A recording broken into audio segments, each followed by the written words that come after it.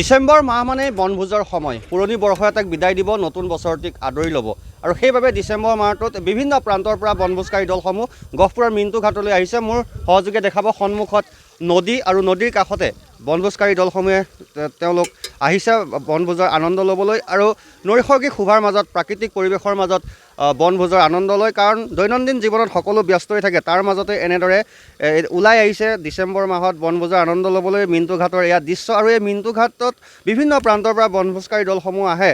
আমি পোনে পোনে কথা পাতিম। মই অকণ আপোনাৰ ওচৰলৈ আহিছোঁ। ফেমিলি পিকনিক নিশ্চয়? হয় হয়, আমাৰ ঘৰৰ এইটো চব আহিছে, ঘৰৰ মানুহ। কি আজি আইটেম কেনেকুৱা, ব্যস্ততা কেনেকুৱা? আইটেম আছে বহুতকেইটাই আছে, বৰালি মাছ, টেঙা, চাঙেৰি টেঙা, মাংস, চিকেন, পৰ্ক, মটন চব আছে আৰু।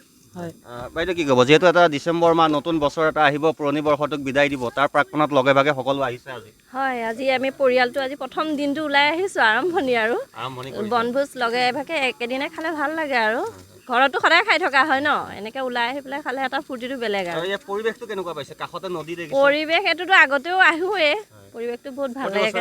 হয়, প্ৰতি বছৰে আহোঁ কাৰণে ইয়াত ভাল লাগে কাৰণে ইয়ালৈকে আহোঁ আৰু। হয় হয়, আৰু এনেদৰে মোৰ সহযোগীয়ে দেখাব আনফালে তেওঁলোকে যি ৰন্ধন প্ৰক্ৰিয়া সেয়া আৰম্ভ কৰিছে, ব্যস্ত আছে তেওঁলোক।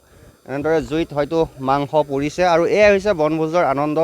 প্ৰতিদিনে সকলো ব্যস্ত থাকে নিজৰ নিজৰ কামত, তাৰ মাজতে অকণমান সময় উলিয়াই এনেদৰে তেওঁলোক বনভোজৰ আনন্দ লোৱাত ব্যস্ত। দাদা আপুনি কিহত ব্যস্ত? মই গাহৰি পোৰাত ব্যস্ত। মানে জানে আৰু য'তে যিমান পিকনিক খালেও এই ঘাটটো পাহৰিব নোৱাৰি। এই ঘাটটোলৈ এপাক আহিলেহে মানে বছৰটো সম্পূৰ্ণ হোৱা যেন লাগে। তথাপিতো এই বছৰ মানে পিকনিক খোৱাৰ ইমান ইচ্ছা নাছিলে। আপোনালোকে জানেই আমাৰ হিয়াৰ আমঠু জুবিন গাৰ্গৰ মানে মৃত্যু বুলি নকওঁ আৰু, তেখেত নোহোৱা হোৱাৰ পৰা তথাপিতো আহিছোঁ ওলাই পৰিয়ালটোক লৈ অকণ ফূৰ্তি কৰোঁ বুলি। আৰু এনেদৰে আমি দেখাইছোঁ সকলো নিজৰ নিজৰ কামত ব্যস্ত। মই অকণমান আপোনাৰ ওচৰলৈ, আপুনি কি বনোৱাত ব্যস্ত? মই মটন বনাইছোঁ। হয় হয়, আইটেম বহুত নেকি আজি? মানে অলপ অলপকৈ সকলো যোগাৰ কৰিছোঁ। পোনপ্ৰথমে মই আপোনালোকৰ চেনেলৰ মাধ্যমেৰে অসমবাসী ৰাইজক আগন্তুক নৱবৰ্ষৰ শুভেচ্ছা জ্ঞাপন কৰিলোঁ। আপোনালোকে জানে যে অসমে লাষ্ট দুমাহত বহুত আমি দুখত আছিলোঁ। আমি এটা ডাঙৰ সম্পদ হেৰুৱাইছিলোঁ, মন চন সকলোৰে সেমেকি আছিলে। তথাপি তাৰ মাজতেও অকণমান সতেজ হ'বলৈ ল'ৰা ছোৱালীকেইটাৰ মনবিলাক অলপ ভাল লাগক বুলি আমি এনেকৈ পৰিয়াল ওলাই আহিছোঁ। আমি আহোঁৱে প্ৰত্যেক বছৰে ইয়ালৈকে আহোঁ, ভাল লাগে। হয়, আৰু এনেদৰে এতিয়া এই গহপুৰৰ মিণ্টু ঘাটলৈ নৈসৰ্গিক শোভাৰ মাজত প্ৰাকৃতিক পৰিৱেশৰ মাজত বনভোজৰ আনন্দ ল'বলৈ বিভিন্ন প্ৰান্তৰ পৰা লোকসকল আহিছে।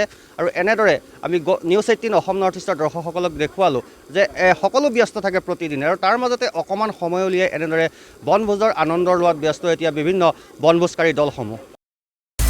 আপুনি বিচৰা বাতৰি পাব কেৱল নিউজ 18 এপত। নিউজ 18 এপ ডাউনলোড কৰিবলৈ স্কেন কৰক এই QR কোড। গুগল প্লে ষ্টৰতো পাব এই নিউজ 18 এপ।